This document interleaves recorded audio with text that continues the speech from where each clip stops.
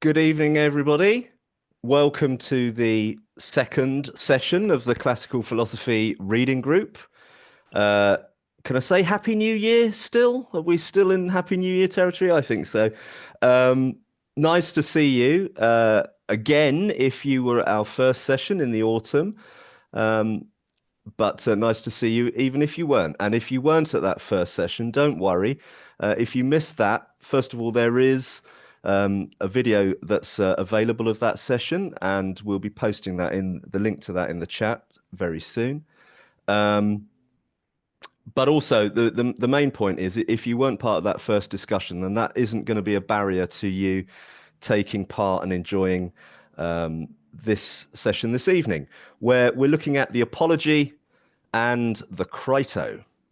And here to lead us through that, of course, is former head teacher David Perks. David, Hi. welcome. Hi.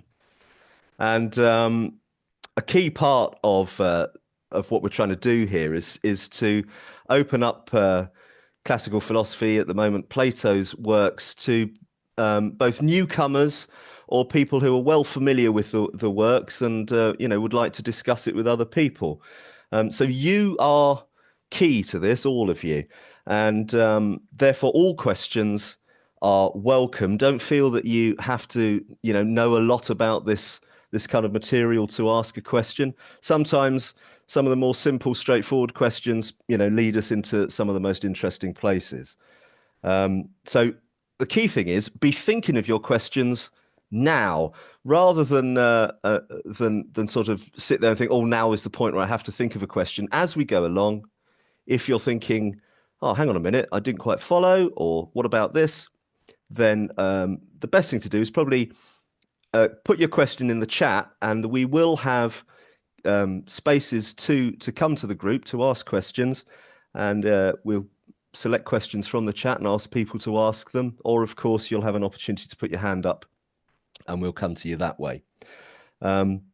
So let's get going. Last time we were looking at Socrates standing in front of the courthouse having a discussion about the fact that he was about to go on trial. And of course, in the Apology, he is on trial, and we find out how that develops and how Socrates gives an account of himself. And then, of course, in the Crito, we find out the result of that trial. But before we pick up that story, I'd like to come to you, Dave, for a bit of historical scene setting, if you wouldn't mind.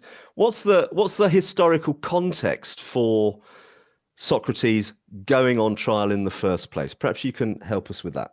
Okay. I'm going to try and show my screen. Can you see that, Gareth?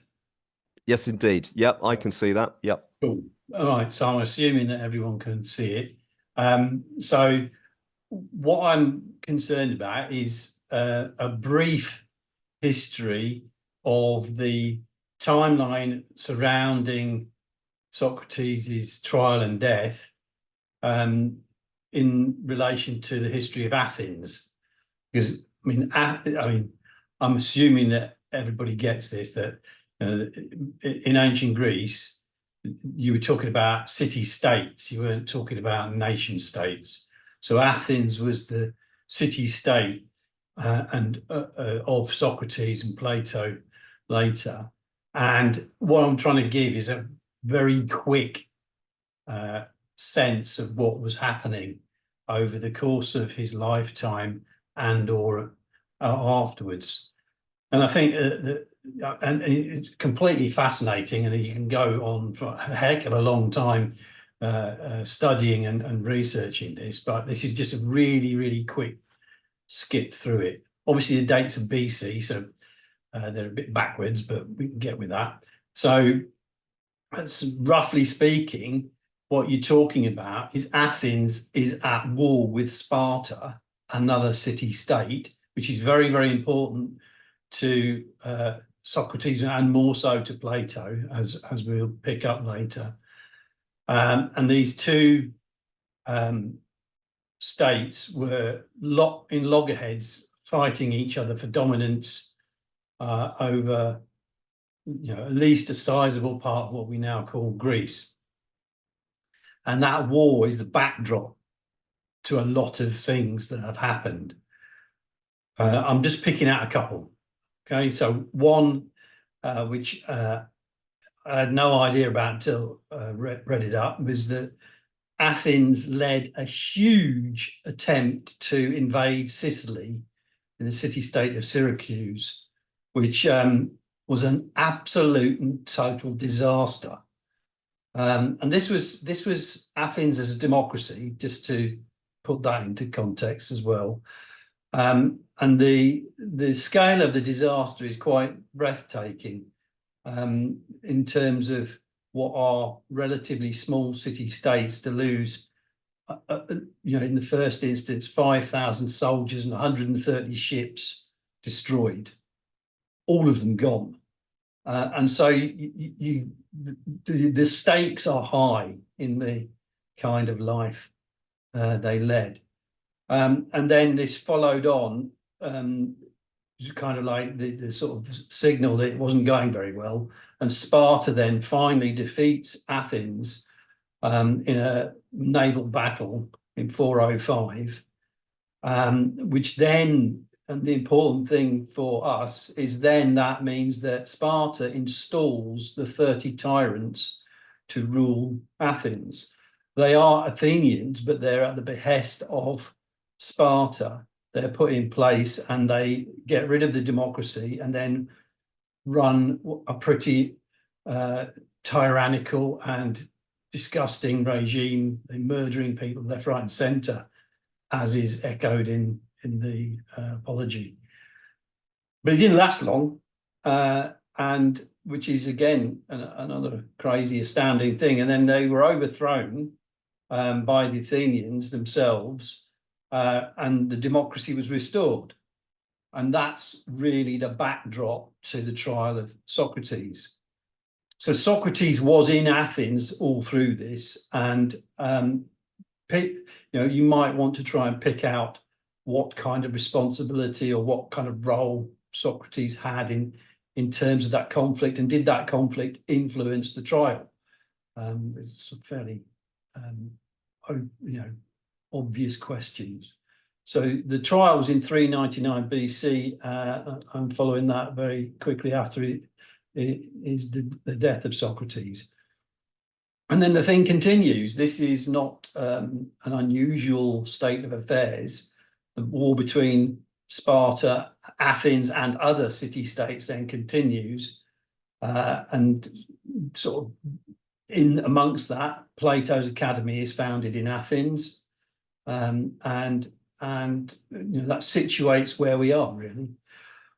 So I'm going to stop there. And basically, if anyone's got any burning questions about ancient Greek history, it's a good one to do. I am not going to try and answer them all, but maybe in the response to the event in the email, I can follow some of it up and then pick up stuff maybe that's relevant in the next discussion. But I'm more than happy to do so.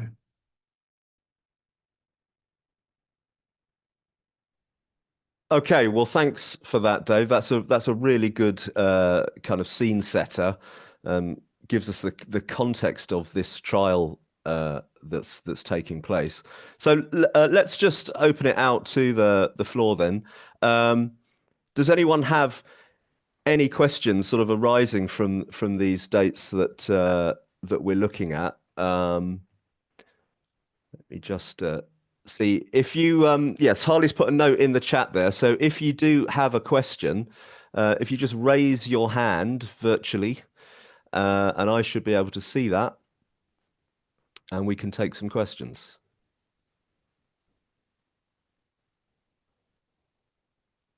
Okay, nobody at the moment.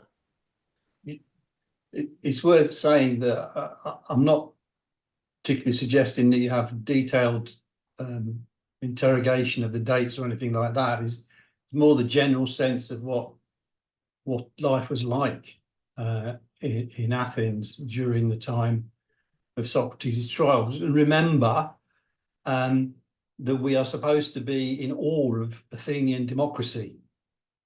And if you say that and then you look at what's going on, might pose a couple of questions. Yeah, I mean, certainly I was in awe of Athenian democracy till I started doing this work with you, Dave, and now I don't know what I think about Athenian democracy or indeed Socrates. But Justine's got a question by the looks of it. So, Justine, over to you. Thanks, guys. Thanks for that history, Dave. I suppose my really childlike question is why was Athens busy trying to overthrow or take over other city-states? That's a good question.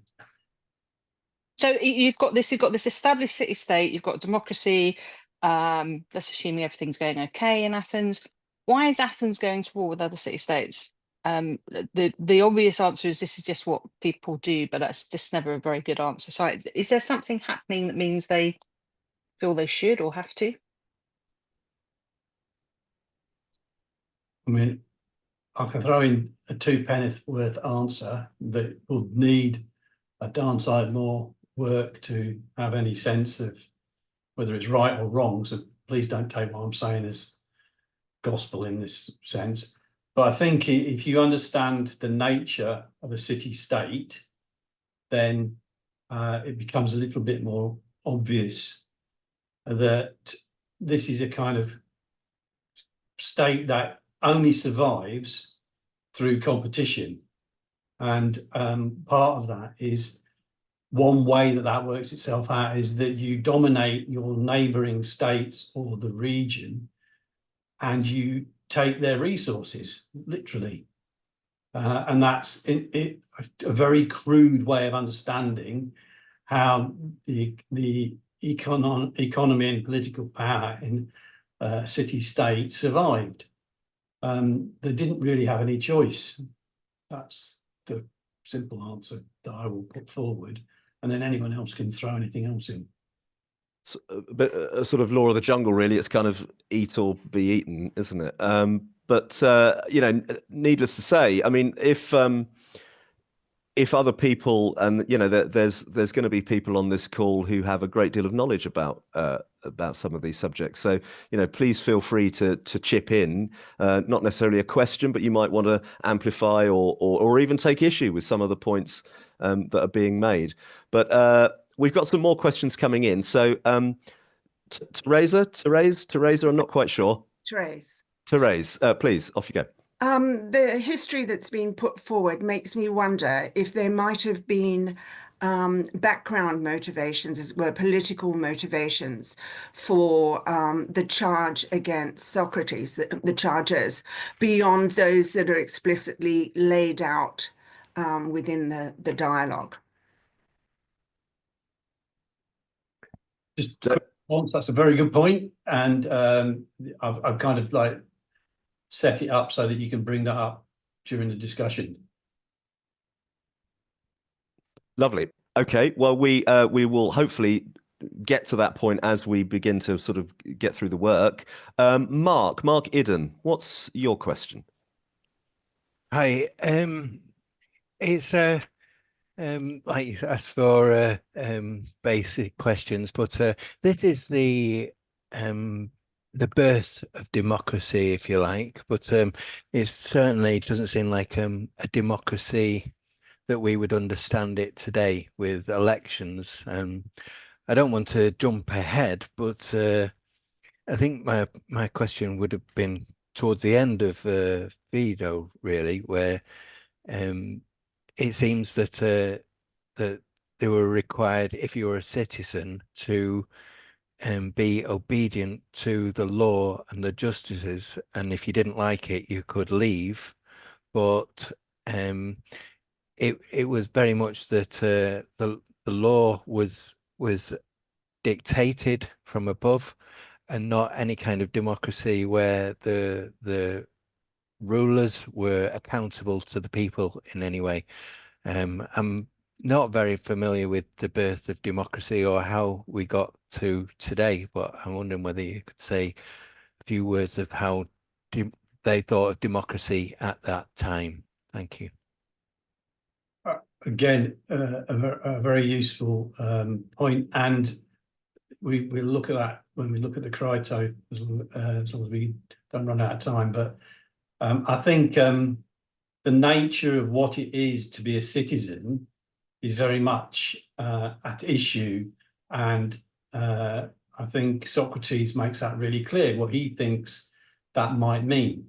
It doesn't sound like the kind of citizen we have today, but then, you know, who's the exception and who's the more like the normal view of things is not an obvious one to answer. Obviously, we'd say what we've got is the way it should be, ish, but that's changing, and maybe a reflection back on what Socrates meant is a useful reminder to us, and maybe that'll come out of the discussion. So I'm not going to sort of try to explain the origins of Athenian democracy, and to rather look at how we are given a discussion about it by Socrates and see where that goes.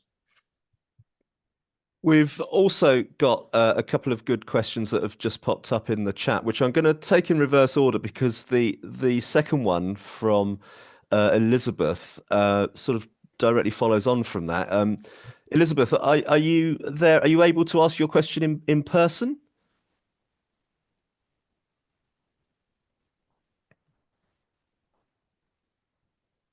Don't worry if you're not. I'm just trying to find. Yes. Oh, you are. Yes. Yeah, sure. Please go ahead. Yeah.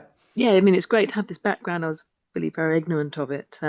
So my question is, it sounds like the democracy in Athens itself is very unstable at this point. So are the rules behind the democracy changing? So are they sort of shifting during this time? So even the rules there, are they consistent or not? I think a quick answer is they're recovering from a disastrous war that they lost. And so I think that the easiest way to look at it in terms of at the moment of Socrates' trial is they're trying to re-establish their democracy or their own sovereignty over their city-state. And if you look at it like that, maybe then it gives you a picture of how things are, or how much things are at stake. I think all the way through the history of Athens, they experimented with democracy in a way that nobody else did. And I think that is just true. How they did it is a more complicated thing, and it's not the same as our democracy. I think the trial itself is a good example of that. Just very, very quickly, the jury in the trial was apparently 501 citizens. That's the jury. There's no way we do anything like that.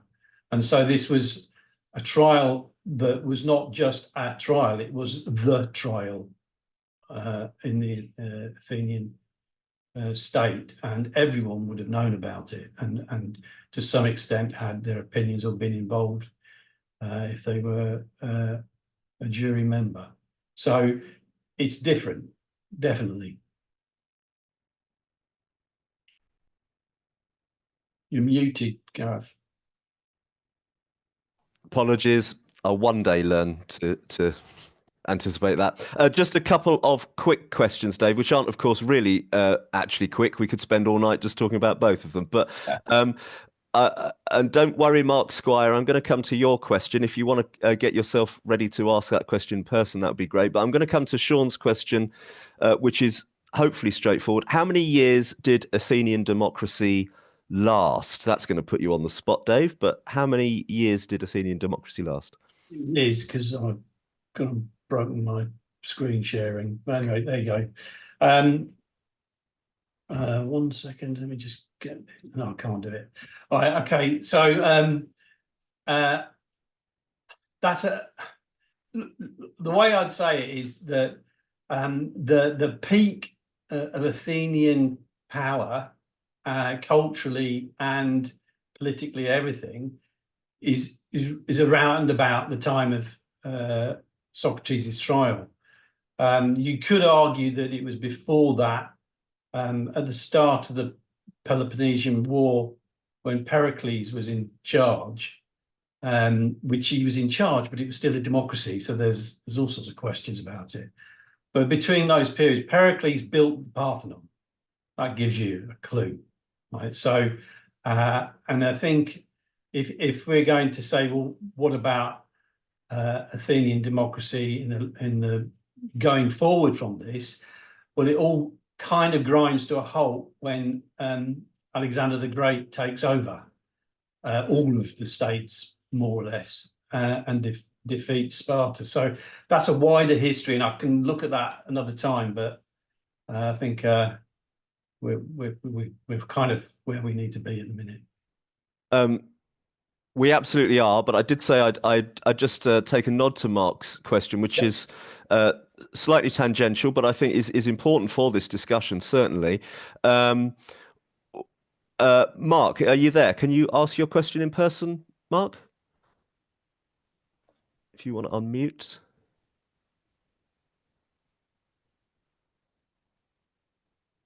Mark's just muted himself, so hopefully he's about to unmute himself. Mark, off you go.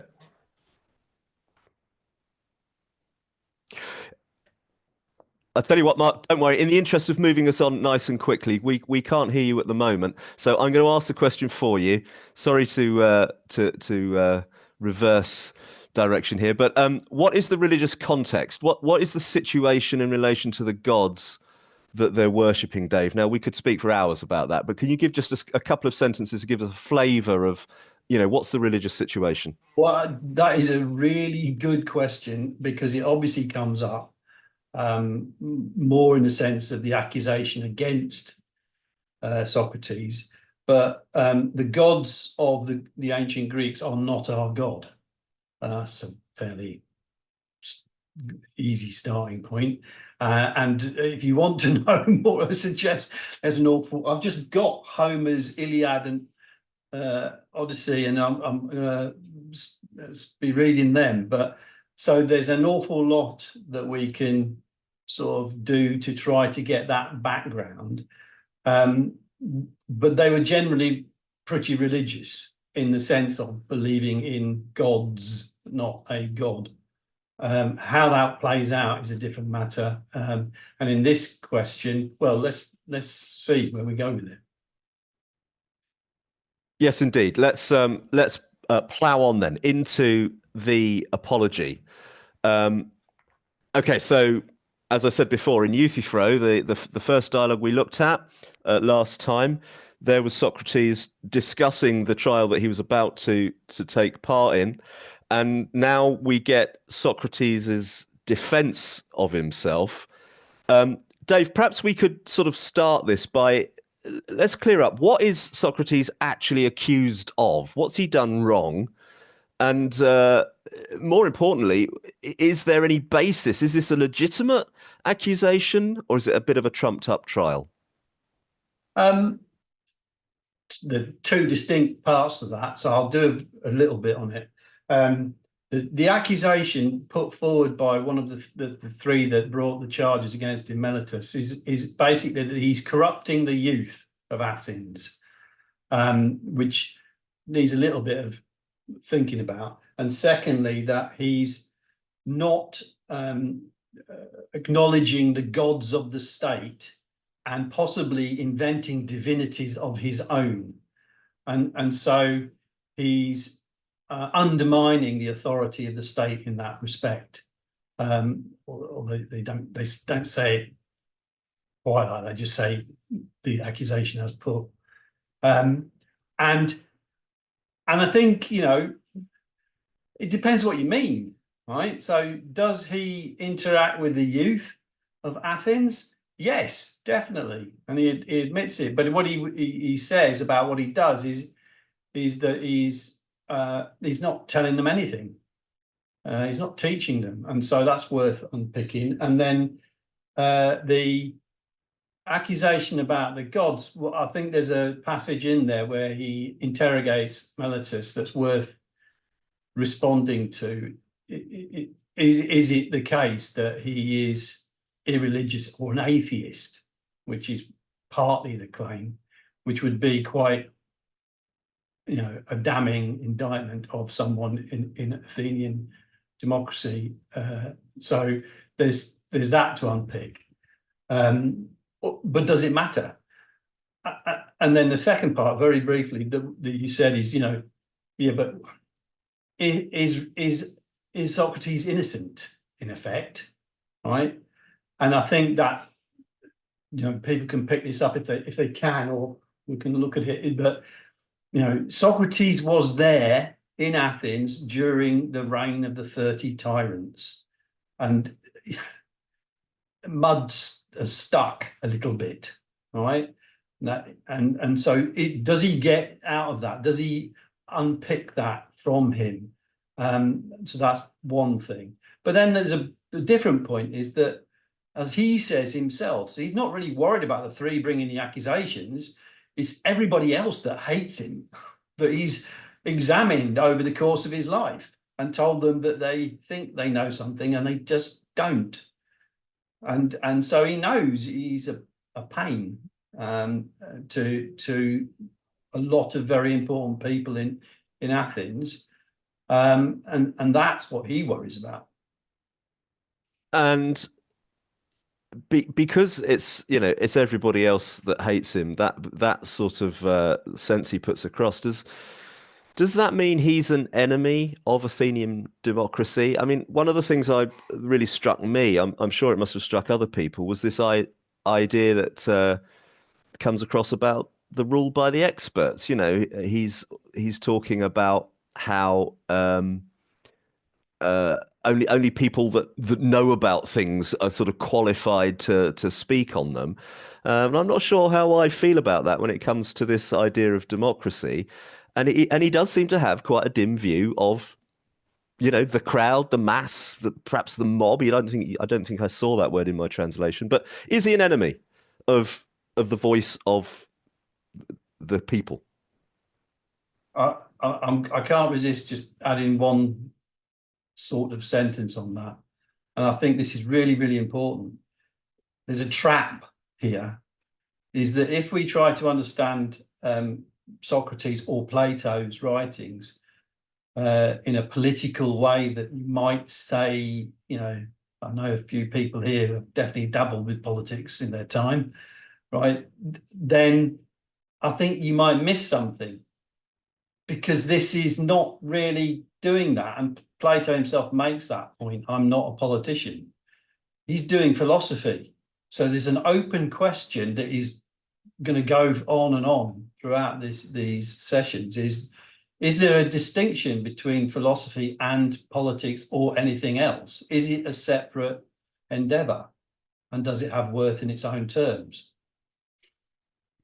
Very interesting, because you know, I've always understood that to really get to grips with what politics all about, you have to go back to these early works and understand what's going on there. But that's a really interesting point, that, you know, doing that is really important, but it doesn't necessarily mean that philosophy is politics, and perhaps we can explore that. There's one question that's come through from Patricia in the chat, and do keep your questions coming. Either put them in the chat, or if you'd like to ask your question yourself, raise your hand. It's much better if we get a whole range of questions than rather just me putting lots of questions to Dave. But anyway, Patricia's question: was it that Socrates didn't believe in the gods, or that he didn't adhere to the accepted religio? She said, you know, followed by the hoi polloi, the great unwashed.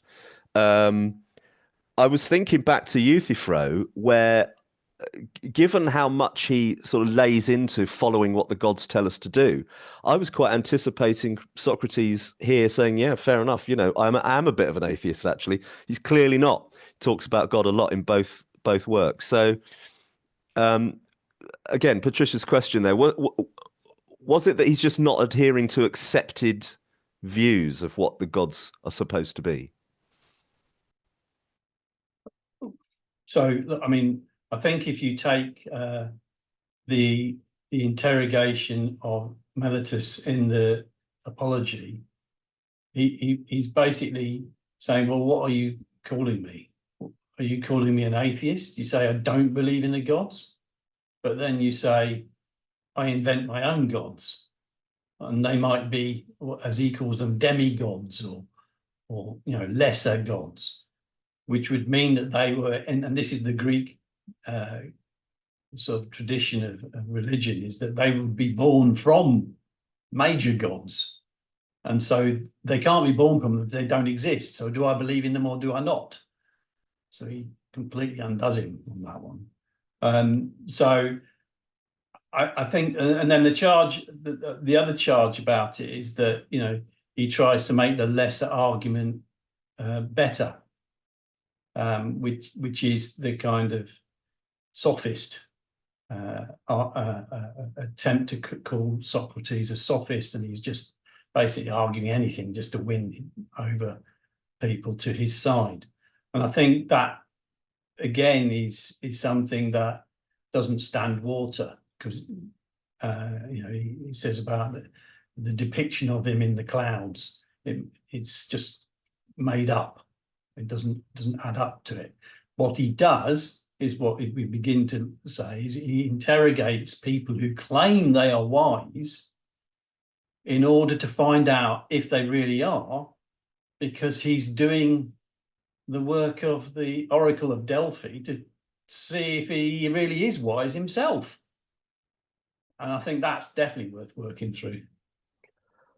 I did start to warm to him a bit more when he says, I sought out the most politician, the highest politician I could.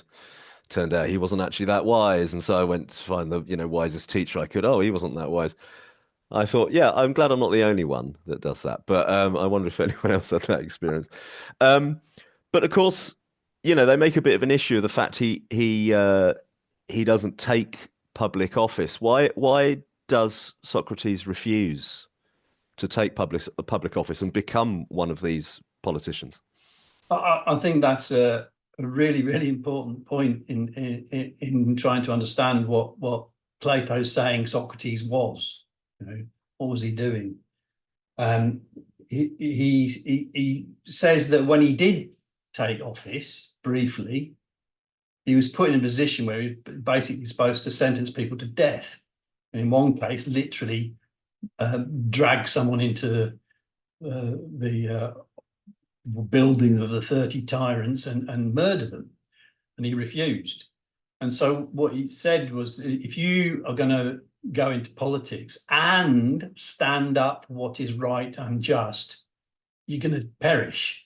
You won't last.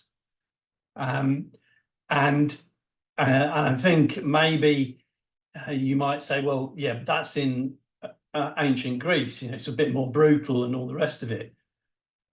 Maybe, but then maybe if you've tried dabbling in this kind of stuff in our so-called democracies, I'm being a bit facetious, but if you do that in our democracies, you don't get away with it.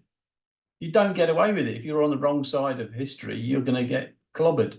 So there's a point there about how can you be a public persona, but there's also a point about the separation, therefore, between his philosophical inquiry and politics, which, as I said before, I think they're not the same and they are different, and that he could not do philosophy if he was a politician. He would never be allowed to do it, which then asks different questions about what actually is he doing. Yeah, I mean, that takes us nicely into then why you've particularly chosen the apology to sort of help us understand this Socratic method. We got a little bit of an idea of it in Euthyphro. We saw the sort of kind of question answer sort of dialogue nature of it, but the apology is a little bit different, isn't it? We hear a bit from Miletus, but it's not so much a dialogue, it's a bit more rhetorical. But nevertheless, you think that this is beginning to show us what the Socratic method is. So perhaps you could say a little bit more about why the apology and what the Socratic method is that we get from that. Yeah, and like anybody can chip in on this. It's not just me. So, I think actually it's not too obvious in the apology what's going on at first, but as I repeated, the interrogation of his accusers is definitely the same approach. It's definitely the same approach he's using, and it's to unravel the illogical failure in their reasoning, where they try to justify that they're doing the right thing. So, and that's definitely at stake. But weirdly, it's at stake for him because he's being sentenced to death if he doesn't get it right. So, and so, would you actually have the guts to do that, and to take on your accusers when they're basically baying for your blood? And he does. And if you read it, you can hear that it's not a quiet courtroom. There's a lot of barracking and whatnot going on. So, and I think, you know, his explanation is more that says, well, what have I done? It's like, I have, as you said, Gareth, I've gone and tried to find a politician who says they're wise, and I've asked them, and I found out that they think they're wise, but they're not. Right? They can't hold it up.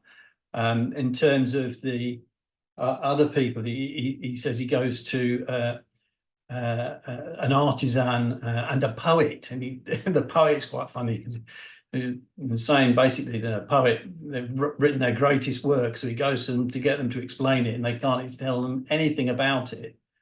He's better off talking to the man in the street about it, which there's a point to that. It's not just sort of ridiculing people who think they're artistic and all the rest of it. It's like, what are we doing when we do art? There's stuff in that. He says it's intuition, and it's genius. You can't explain it. It's a different thing. I think that point is worth drawing out, isn't it? That this isn't just asking artful questions and making the mighty look low, you know, which I'll admit, you know, my first sort of pass on Socrates, it just felt like he was finding holes in people's arguments. But the key point, I think you're saying, correct me if I'm wrong, is that Socrates does have a point, but the point is not, I've got all the answers. It's rather, I don't have all the answers, but in this exchange, we can somehow find truth that maybe was sort of not so clear before.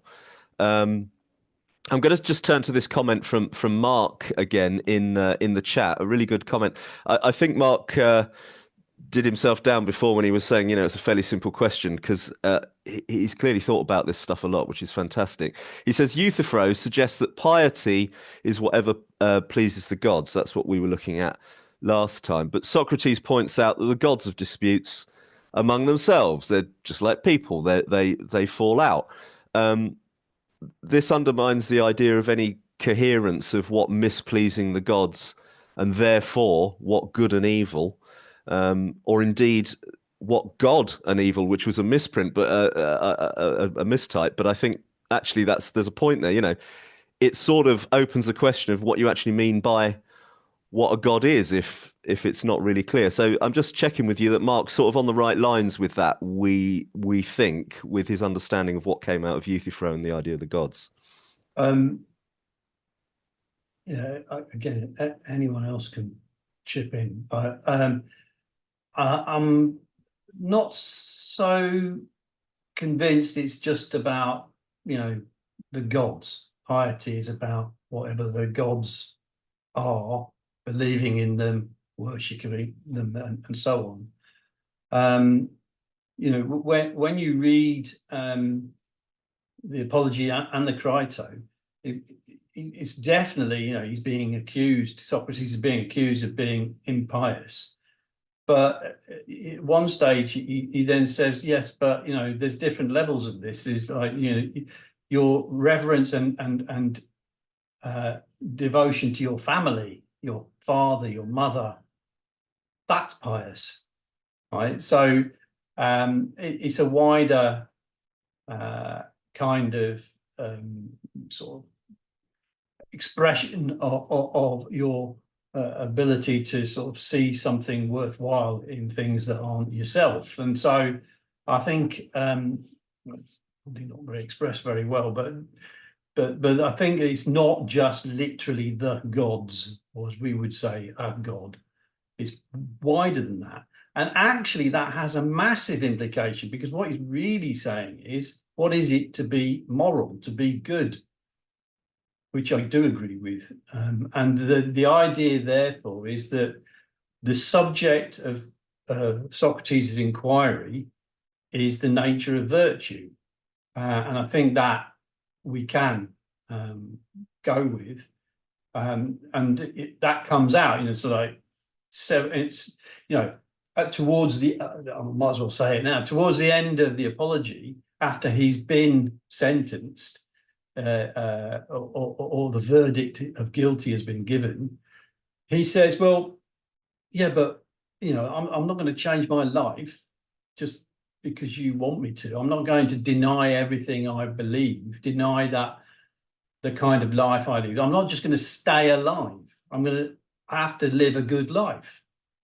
And if you don't do that, then what's the point? And that's quite a challenging thing to say. It's not something that I think would be a very common thing to be expressed by people today, or that, you know, you might find it, but also it's like this. I mean, the kind of the most famous sentence or phrase in the Apology is where he says, "The unexamined life is not worth living."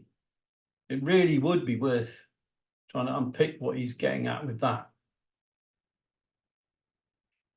Definitely, and I wouldn't mind hearing from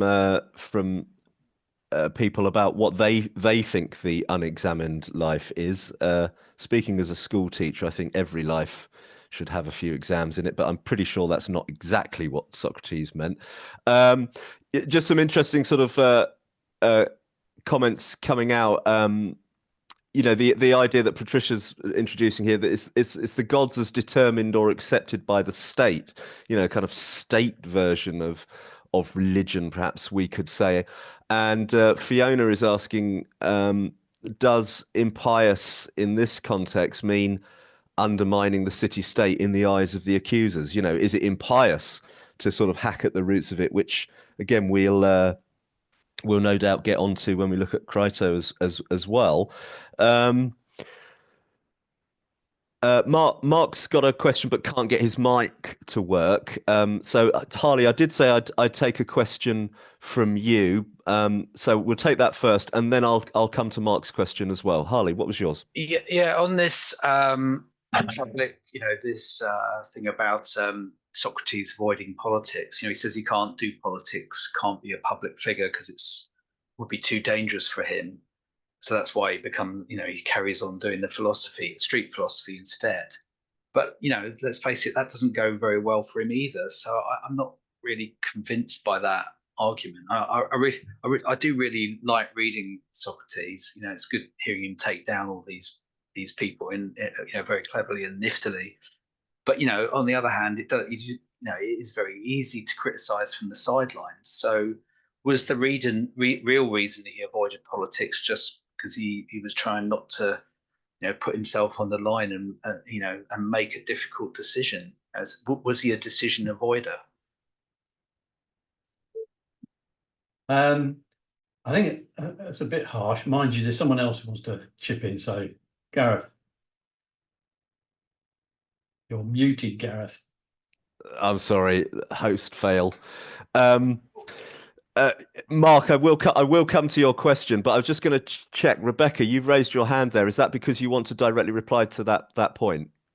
I think it's worth considering what he says about why he never went into politics, which is that his diamond told him not to, rather.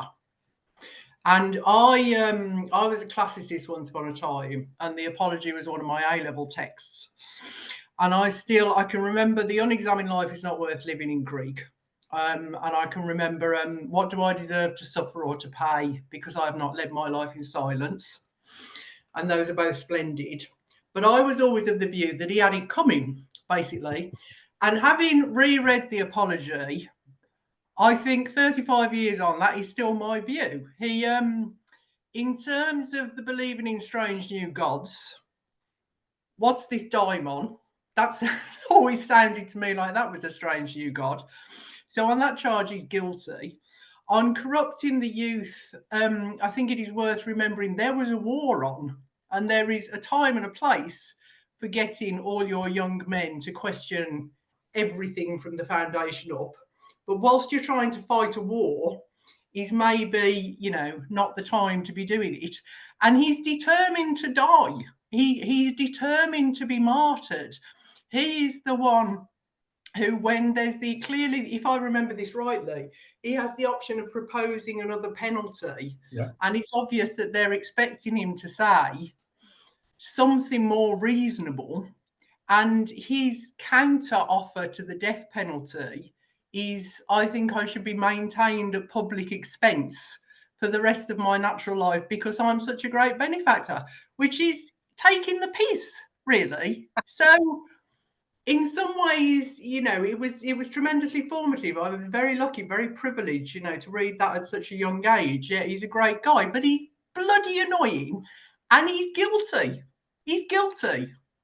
Lovely, Rebecca. It was all very reverent and polite with Dave, and then you asked your question, made your points, and I saw the colour slightly drained from Dave's face when you're saying, "Look, I've got history on this. I know what I'm talking about here."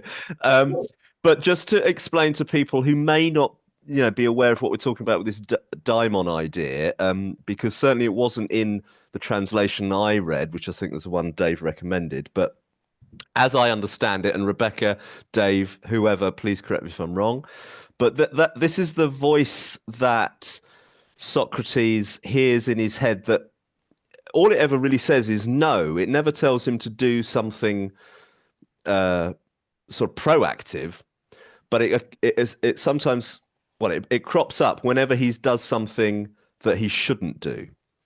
So that's what we mean by the daimon. But anyway, that's just a sort of footnote there. Dave, do you want to answer Rebecca's point? He had it coming. Well, we can have an argument about it, yeah. But but no, it's very well put. Thank you. I think when you say daimon, it's just demon's good enough, you know. It's just some spooky thing that is going on in his head. But so what? As far as I'm concerned. And if you read different academics, they kind of claim he was speaking to Apollo, whatever, you know. So it doesn't mean it's an obvious sort of reason to put him to death because some spooky thing tells him not to do bad things, and he doesn't really do anything anyway. So what's there to argue about? So in that sense, it's an excuse, right? Is he annoying? Yes, he's annoying. He's very, very annoying. That's kind of why I like him. But so like, and your point, which is a different point, is a more, you can argue this, it does nothing to do with Socrates. I mean, should you challenge authority when you're under threat? Or should you just accept authority? I've always argued that you never stay quiet, and that if you've got a reason to say something, you're going to have to say it. Otherwise, what are you?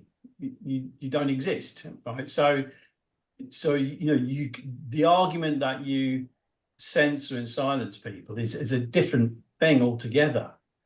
However, is it difficult to put up with it? Yes, it is. And did he know that? Of course he knew it. He knew that these people he's offended or annoyed would liable to get their revenge on him. And that's why he said he feared them more than anybody, right? Because they've hated him for however long.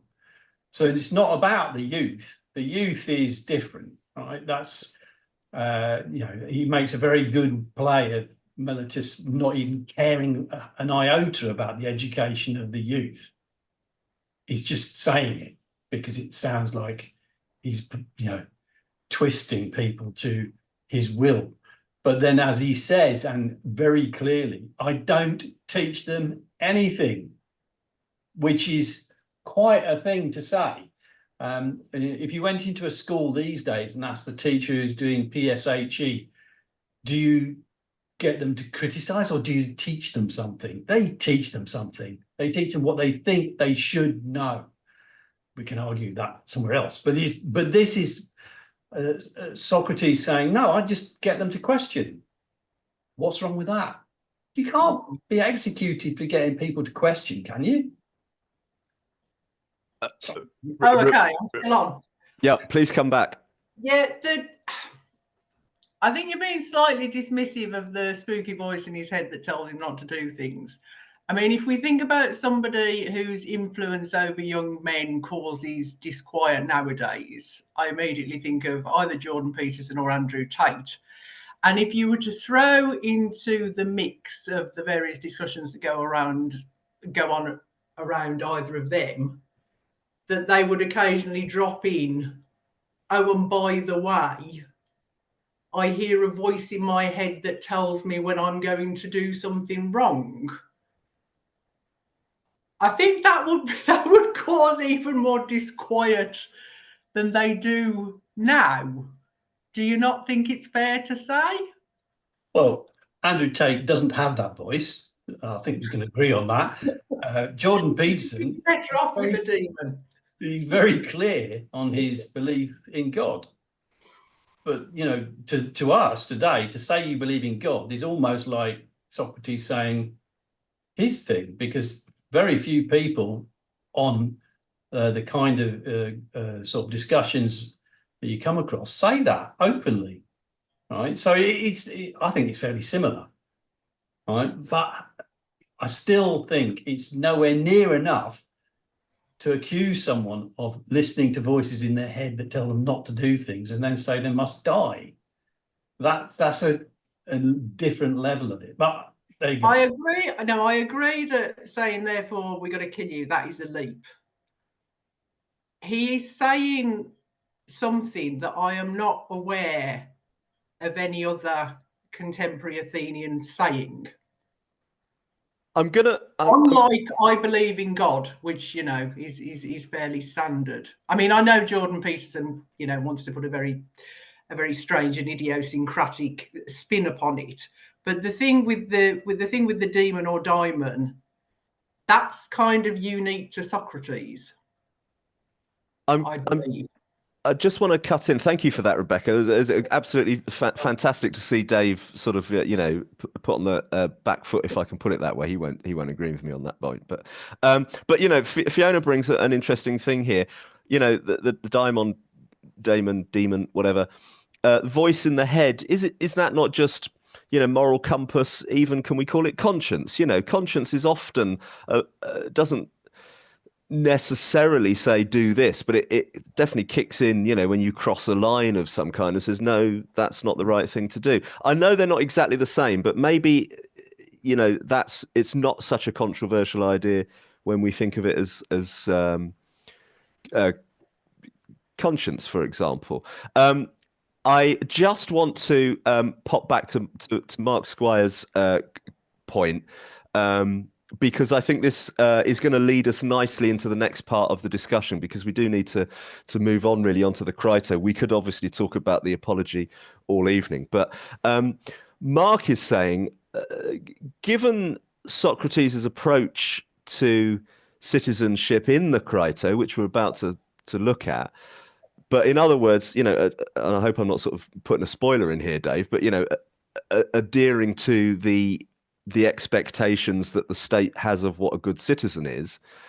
Can we just address this point? Because the apology seems to be slightly, to me, at odds with the Crito, that in one, Socrates wants to be a good citizen, and in another, he's encouraging young men and others to question that, to kind of undermine authority. So we seem to be, as we begin to move into the Crito here, we're at this kind of pivot point where what exactly is his attitude to what the Athenian law is? Okay.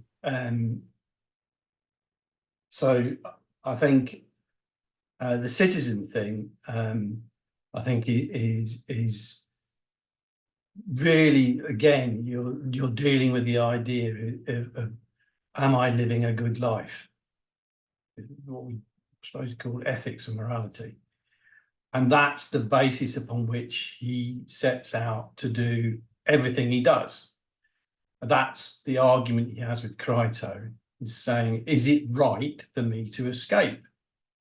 If you can convince me it's right, I'm coming with you. If not, stop asking me, because that's the basis on which I'm going to act, which is a very strong statement, and it's quite difficult to deal with, because, you know, as he says, you know, it doesn't do his family any favors or his friends, but that's not the point. He thinks this is more important. To be just and to live a good life is the whole basis of everything he does. So if you take that, then when he brings in the law, you have to be a bit careful and not sort of confuse it with just doing what, you know, the local government or the government here says we should do, right? I don't think it's quite the same, because when he brings in the law, he brings in an idealized version of the laws of Athens, meaning, if you like, the kind of whole soul of the city-state is wrapped up in justice, what is just, and the laws are the expression of what is just. And so it's a device he's using to explain to Crito why he's never going to escape. And that has got lots and lots of things that come out of it. So, I mean, I'll just leave it there for now. Well, just a quick clarification on then, that, David. Are you suggesting that if I can sort of mix different time periods and so on here, but are you suggesting that Socrates' attitude to the Athenian state is a bit more like kind of a Christian's attitude to, you know, the New Jerusalem or something? Is it a more idealized state than a kind of very realpolitik, this world kind of state? Yeah, or put it like this way: who argues most for the nature of the state and its importance in Athens? Socrates, right? So, you know, he's the most Athenian. That's what he's saying, and he embodies that. So, you know, we missed this bit out. It's like when he says about what is his purpose, he claims he's a gadfly working for the state, going around stinging people and bringing them back to the right path when they forget what they're doing. If you remember that from the Apology. And it's like he's acting as the conscience of the Athenian state because it's too slow and difficult to move it. So he kicks it. And I think that's a really nice way of explaining what he's about. So he's not undermining the nature of the state. He's not trying to overthrow it or something like that. He's trying to perfect it. And if you take it like that, it's a different answer altogether. And to be fair, I mean, that is how he sort of defends himself in the Apology. Really, he's saying, you know, I'm doing this because I want to see the state perfected or thrive or whatever. Joan in the comments also agreeing with this idea that, you know, there's a connection between the daimon and the conscience, and perhaps Socrates. This is my point. This is not what Joan's saying. Perhaps Socrates is the conscience of Athens. Noha has been patiently waiting with her virtual hand up. Yes, go ahead, Noha. Hi, I think David's covered it really. I was just going to say that I don't think the two things are in opposition, that I don't think he's trying to undermine the state, but like David was saying, he's trying to perfect it, because I think it's in Crito where he says that you either need to obey the sort of social contract or justify why it's incorrect. And I think his questioning is trying to make the state more just rather than just annoy everybody. But yeah, I think Dave covered it better than I did. That was really, really nicely put, Noha, and definitely clears up one of the questions I sort of had. Okay, Dave, the Crito. Then we're in it now. We're discussing the Crito, and I have to say, you know, I certainly in the version that you recommended, that opening paragraph, which isn't actually Plato's. I think it's a kind of scene-setting paragraph from a sort of a critic or an academic. You know, sent a shiver down my spine. There we have Socrates in this room on this pallet bed. Crito's come to see him and is basically going to say, "Look, tomorrow you're going to die, and this is a tragedy, and people are going to think it's our fault, and it's actually your fault, Socrates." So, I mean, I you know, interest of time, I want to sort of push us on. Yeah. There's a point in the Crito where I really disagreed with Socrates, which was good because I think that's the point, isn't it? But he was suggesting that we should never commit an injustice, or you know, I think it was never commit an evil or whatever to somebody else. Isn't it the case, plainly, that sometimes we have to commit acts of ill will to other people, you know, in the name of a greater good of some kind, or for a principle or something? You know, surely it's not as easy as we just shouldn't do people bad. You know, we shouldn't do bad things to people. Well, you know, it's like so. I think what you're sort of alluding to is that isn't there a balance on this, that we can say that we can do something horrible because it does some other good? Yeah. Well, can I just be clear? Because I think, because the question to him that Crito puts is you know, is there ever context to this, or is it we should not do bad things to people? Absolutely. I was on the side of, well, sometimes there's grey areas and there's context. Socrates seemed to be arguing against that. Have I misunderstood? I think you got it right. I think that Socrates is definitely saying you should not, right? And that how he comes to what is a just act is not made clear at all. But he does sort of say, you know, if someone does you wrong, you shouldn't do wrong back to them, right? So the eye for the eye, nope, we're not having that. And so there's quite a very, very strong moral statement about how to you know, proceed in life, and it's not one that we can find very easy to do. And I think that is the point. Is it really goes against the way that we understand the world, because, dare I say this, we're not very good at being moral, right? And that's surely the point of what Socrates is doing. And Plato, as you know, as well, using Socrates to do this, is to remind us that, you know, there might be a better way to do things. And this guy Socrates tried to do it, and look what you did to him.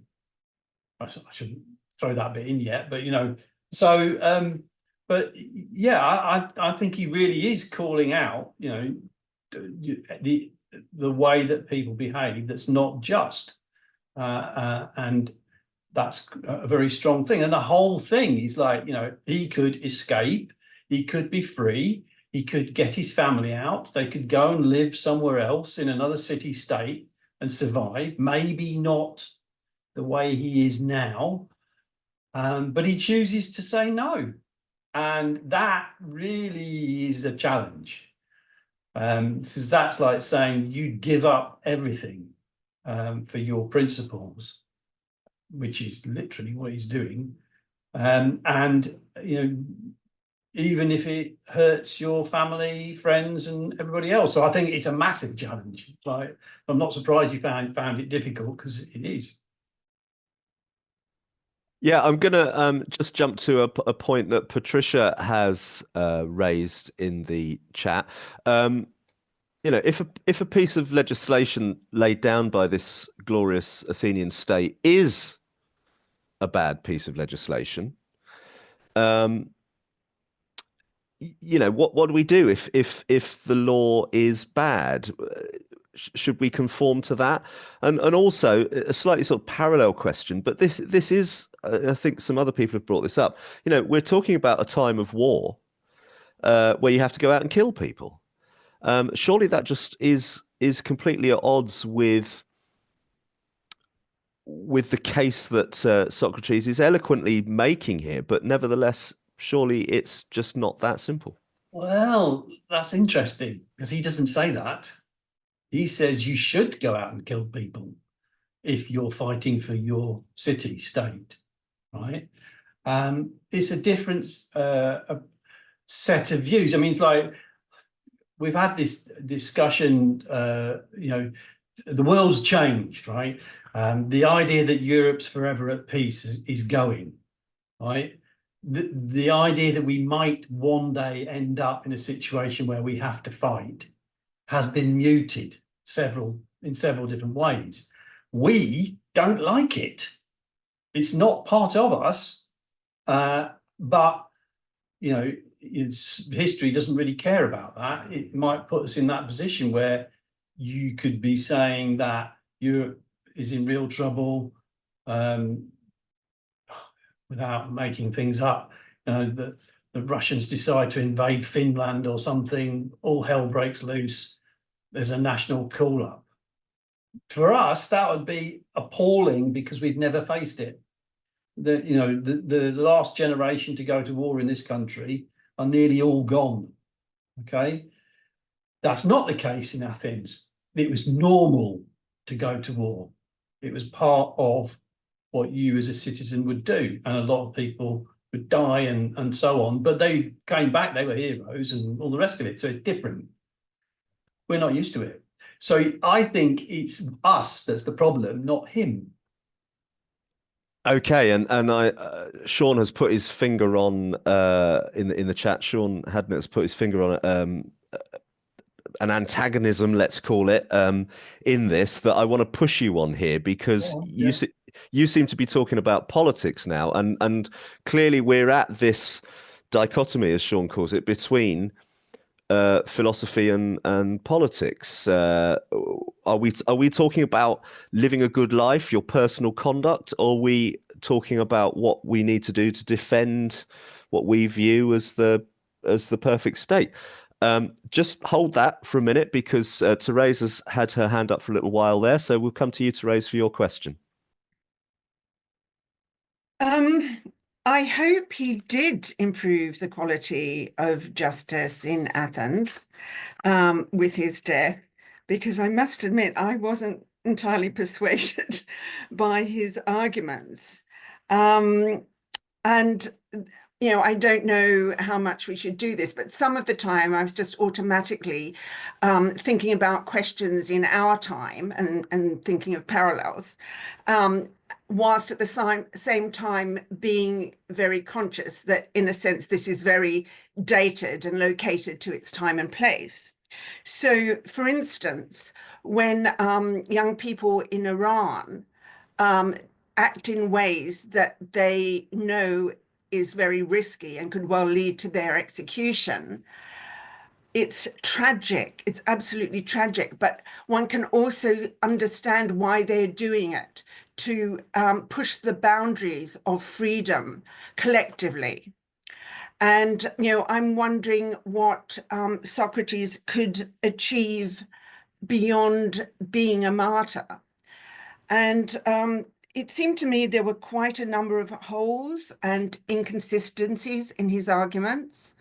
So, for instance, when he argues at some length that the person whose opinion you should be influenced by is the person with knowledge within a particular domain, and then, you know, ignore the masses. If the masses are saying something different, ignore them because they don't really know what they're talking about in this instance. And yet, Crito seems to be very knowledgeable on the question of what Socrates should do. and yet Socrates is governed by the 501 people, whatever, that he doesn't seem to have a lot of respect for in terms of their judgment. So that seemed to me a bit inconsistent. And with respect to early on, his going to poets and politicians and so on, and questioning them, that reminded me of something that happens in our time, where we transfer sort of respect for someone's professional expertise to respect for their opinion on anything in politics or any other area.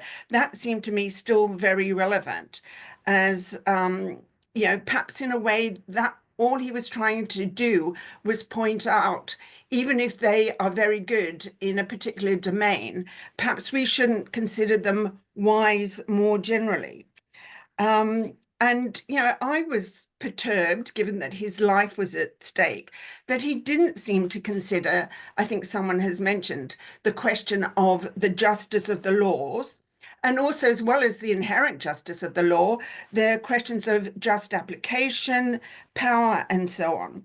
So there was quite a lot that I wanted to argue with. And just one more thing, if I may, that seemed to me not exactly logical. He says somewhere something like, he wished people had the power to do the very worst, because then they would have the power to do the very best. And I'm not sure that that is at all true. Absolutely bravuro performance there of all the questions that came to me as well, Therese. So you're certainly speaking for me there. Dave, there's an enormous amount to get stuck into there, but yeah, some really important questions. Off you go. Yeah, I mean, well, I'm just coming back to what you said. I do not think that what I'm arguing is about politics. It's about your own personal conduct, and your beliefs and values. So when we talk about the law of Athens, which is a device that Plato puts in Socrates' mouth to get him to explain his position. I mean, it's like the law of Athens becomes alive and starts speaking through Socrates. So it's a very particular kind of literary technique, if you like. And what he does in this, the law of Athens says it, is if you don't agree with me, then challenge it and change the law. And that's not been picked up by the discussion. Really. He's like, that's very democratic, right? And then in essence, you know, the jury, the 501, and so on. So Socrates takes their verdict. It's not the law that sentenced him to death. It's the jury. They're the ones who issue the verdict and vote against him. And so in that respect, you know, and he takes it. He doesn't dismiss it and say, you know, they're stupid or something. He said, I didn't convince them. I didn't have enough time or whatever, but I didn't convince them, and it didn't work. So that's his point of view. I mean, us looking at it, you can think of it differently, right? But I think that's one aspect of it. And then Teresa's raised so many things that I'm going to rattle around my head and disappear. So if you want to prod me in any direction, Gareth, feel free. Well, I do, because you know, it's 7:15, and we're kind of in the home straight, and there's still quite a lot of things that that we need to talk about. But what I recommend is perhaps Dave could tackle some of these more nuanced points that Therese is raising in the follow-up email to this, you know, or let's just get stuck into that there sometime. But brilliant questions, Therese. That you've clearly really engaged with this and thought about it a lot, which is the whole point. I'm just going to pick up something that Lawrence is very Socratically, I might add, raising here. He asks, you know, is it true that Socrates actually disparages the masses? He's done a little search for the word masses and people and things like that. He can't find any disparaging words. I think that's sort of following up the point that you were just sort of making, Dave. You know, what can we just clear up what word would be appropriate for the masses? And is Socrates addressing himself to these people? Who is he talking to?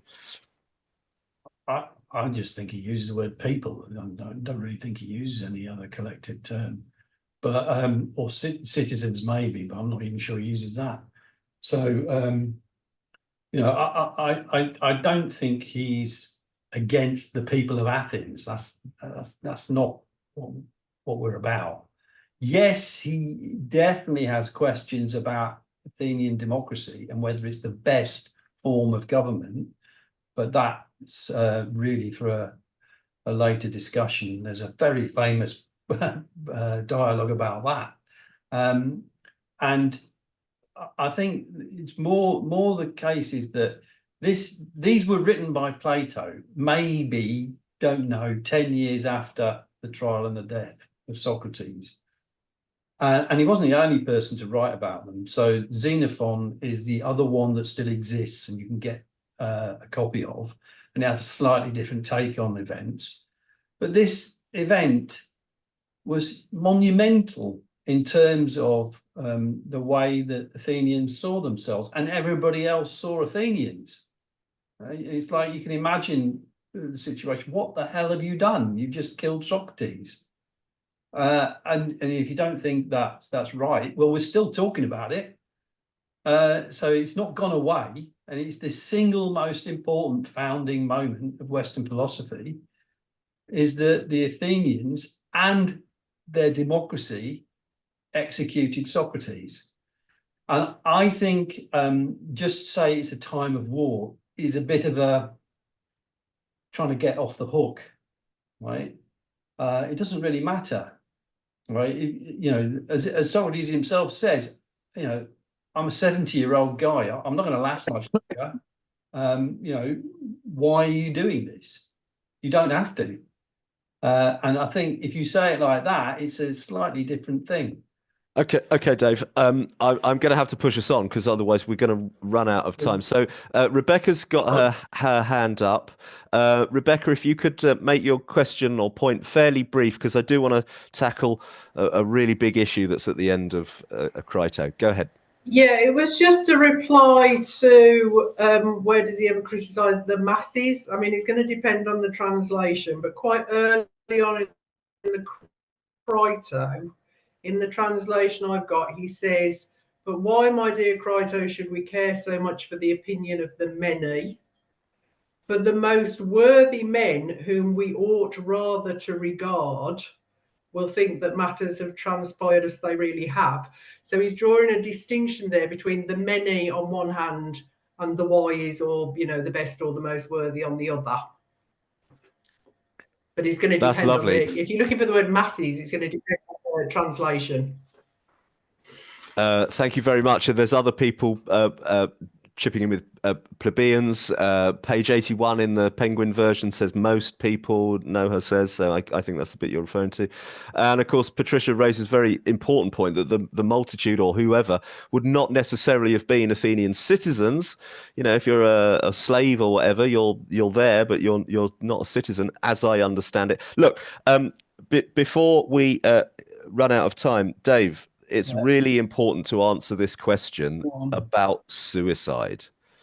So, you know, Rebecca was the one who raised the point that Socrates seems somewhat determined to die. He's given opportunities not to, but he sticks fast to it.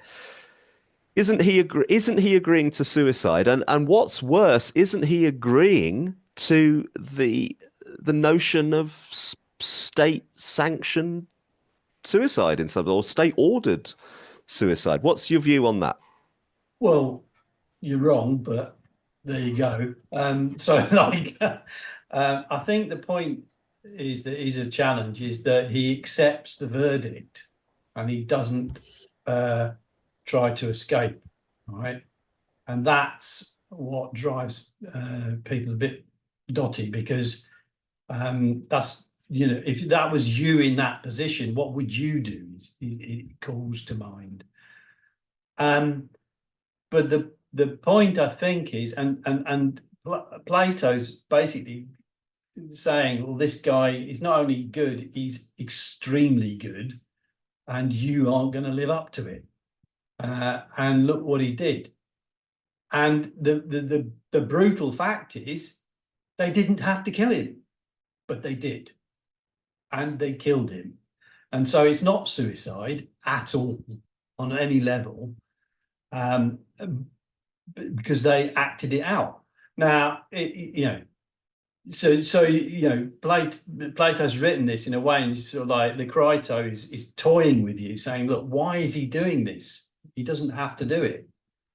But he thinks he does, because he thinks he has to abide by his own principles and live and die by them. And that, again, is not an easy thing to deal with for us. But surely you can get that to some extent, that what he's done is he stood by his principles, and that has resulted in him being killed by the Athenian state. And Plato's not doing this in a neutral stance. He has no sympathy whatsoever with the Athenian democracy, because they murdered his tutor, his friend, his mentor, completely unnecessarily. So this is him saying, look what you've done. And just finally, and it worked, because it's lasted for 2,500 years and no one's forgotten it. So I think however you understand it, and it's going to rattle around, and you don't have to agree with me or anybody else about it. It's a challenge. It's an open challenge to think it through. And that's the philosophy of it. That's the power of what Plato's written. So it's not just that Socrates was dead. Read this and now get out of that conundrum. Because would you do that? That's very much what I what I really take from this is I sort of flip-flop between very much agreeing with Socrates in places and then very much disagreeing with him, and I can't help thinking that's sort of the point. He's trying to get you to think, obviously, and it sort of caused me to reflect on the fact that we tend to approach classical philosophy, and particularly the works of Plato, with this sort of reverence, and kind of, these are foundational documents and foundational ideas of the whole Western culture. And sometimes it's good to kind of go back to these things, isn't it, and say, well, is it really? Was this mistaken? Should we change this? And there seems to me two kind of different camps, really, where some people, maybe Dave would be a good example of this, are real fans, and yet other people might say, was this of its time? But we need to sort of transcend this somehow. And I'm sure Dave would, well, I don't want to speak for you, Dave, but I'm sure you would say, well, that's the point. No, we don't want to transcend it. If anything, we want to go back to these. How do you feel about this, Dave, and anybody else? Have we reached a point where actually we can begin to see Socrates is wrong on things? Or Dave, how would you address a point like that? I'll do it a different way. And someone asked me, I think their son is studying classics. I think it's Durham, I think it is. And he's been asked to write an essay on why study classics. I think it's a bit of a silly thing to do to somebody who's already doing it, but there you go. And then, someone asked me, what would you say to them? It's like, where do you want me to start, right? If you read Plato, you are drawn into a conversation that you can't let go of. It will not leave you. It will rattle around your head, and it will challenge you constantly. And you can take it on so many different levels, and what I'm trying to aim at is to open the door to thinking that what Plato's about is the challenge of how do we know what we know. That's not the only thing, and how do we actually understand that, and how do we discuss it?